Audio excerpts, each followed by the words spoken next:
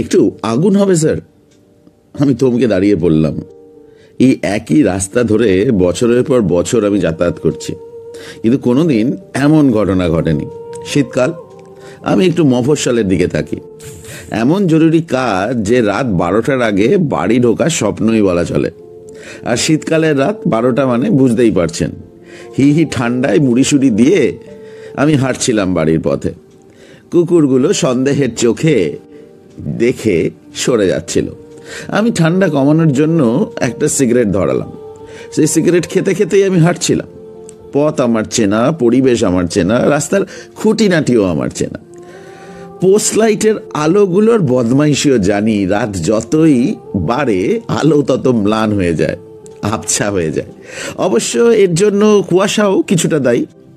তা হঠাৎ একটু আগুন হবে স্যার শুনে দাঁড়িয়ে পড়লাম। এত রাতে কেউ কোনোদিন আমার কাছে আগুন চায়নি।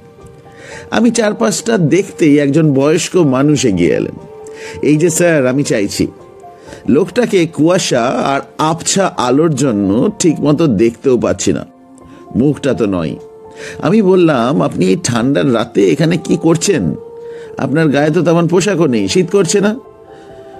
উনি বললেন, শীত করছে বলেই তো আগুন চাওয়া মশাই। বলেই একটা বিড়ি বার করে নিজের কানের কাছে দুবার খসে নিয়ে বললেন, দিন দেখি দেশলাইটা।